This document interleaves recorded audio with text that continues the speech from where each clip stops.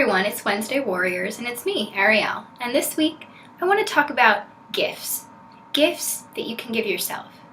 Many people find the holidays to be difficult. They find it difficult to really be able to enjoy themselves. And it's a very sad thing not to be able to enjoy yourself at a joyous time of year, especially when other people around you are enjoying themselves. It can make you feel even lonelier. You deserve to feel free from whatever is plaguing you, whether it's an eating disorder or another mental health issue, or just some kind of a challenge that you're currently facing in your life.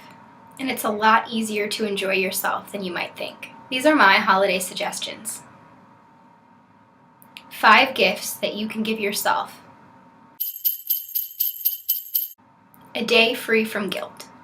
Pick a day, any day, and try as hard as you can not to feel guilty.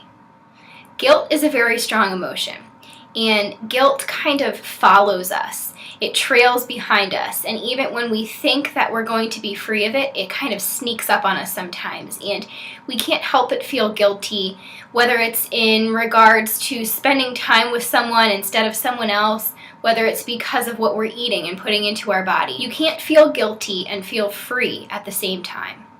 So try to pick a day free from guilt, do your best, and every time you find yourself feeling guilty about something or someone, just make an appointment to deal with it later.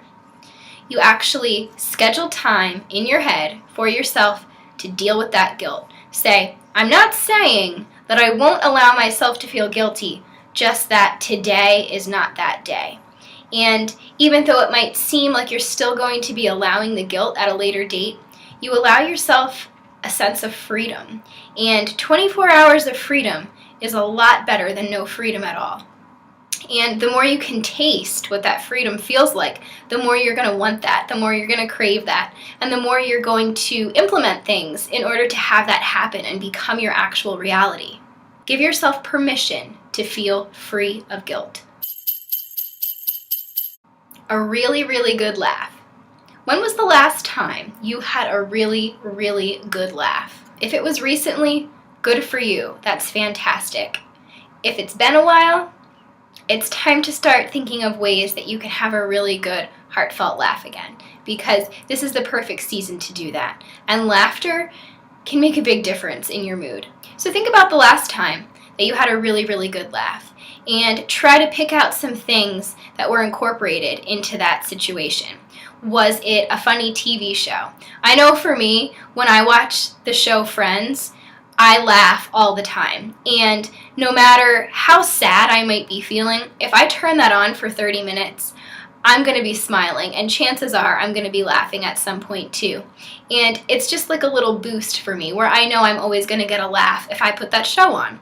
So maybe it was something like that, a funny movie that you laughed really hard at. Maybe it was a favorite TV show. Maybe it was lunch with a friend, and you started talking about something that just had you laughing hysterically. Maybe it was a funny internet post about an animal or some kind of a story in the news that just had you laughing. Whatever it was, try to think back to the last time you had a hard laugh, and whatever that piece was that was there, try to incorporate that into a day coming up in this month. So seek out that friend again. Try to have lunch again. Put on your favorite movie. Put on a favorite show. It feels really good when something makes us laugh and it's spontaneous and we don't expect it. But we can't expect life to just keep handing us things. If you want to laugh and you need a laugh, sometimes you have to seek it out, and there's nothing wrong with that, and it doesn't mean that the laughter will be forced. Revisit your childhood. Do something that takes you back to a time in your life that was simpler, more innocent, full of excitement, and especially during the holiday season, we always experience things that remind us of something we experienced when we were kids. And if you can pull good memories from your childhood, do that. So ways to revisit your childhood are to watch your favorite Christmas movie, whatever your favorite was when you were a kid. Maybe you have kids now and you'll watch something with them. Maybe you don't have any kids. You don't have to have children to embrace the child that's within you. Put up a stocking. If you don't have a stocking for yourself, but you have it for your child or for your pet or for your niece or for your nephew, Put one up for you. Make yourself smile and remember what it was like to be a child. Go outside and build a snowman. No one's stopping you. Put on your festive pajamas. Just do something that takes you back to that time and embrace it. Do a good deed. Nothing feels better than knowing that you made someone's day. Buy a cup of coffee for the person behind you in line. Carry packages for someone who's much older than you or who has their hands full. Let someone ahead of you in a long line when they look like they're in a hurry. It can be something simple, but you're making a conscious effort to go out of your way and do an act of kindness. And in the moment, it might seem silly or simple, and it might seem out of character for you. But after you do it, you'll have a feeling that you don't want to part with, and that puts you in a holiday spirit, in a giving spirit. And when you're giving to someone else, you're actually giving to yourself too. Say thank you. Say thank you for the things in your life that are wonderful. Those things can be people. They can be material items. They can be enough money for Christmas presents for other people. Are you grateful for your pets?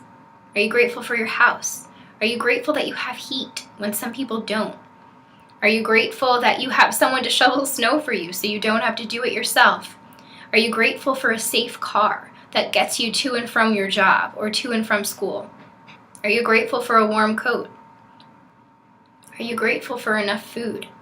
For supportive people in your life? Are you grateful for things like the internet that keep you connected to the world at large? Are you grateful to be employed? Are you grateful to be off so you have time with your family? Are you grateful for your health? Are you grateful that your body is full of energy and not tired? Are you grateful that it works, that you can walk, that you can run, that if you fall, you can get up and you didn't break something? Are you grateful to be young? Are you grateful for your wisdom? My point is that there are so many things to be grateful for. And even when things seem bleak, even when they seem their bleakest, there's always something that you can be thankful for. You know, it's really hard to be grateful when things don't feel so good. But if you choose to be grateful for certain circumstances and you choose to embrace that gratitude, it makes your life better. And I know this firsthand. I know the difference that gratitude can make in your life. And the more grateful you are, the more abundance you will have. Sometimes it's a hard lesson to learn or a hard lesson to put into practice, but it's so, so worth it. I hope you're having a great holiday season. I hope you're staying safe and well. Take care, everyone. I'll see you next time.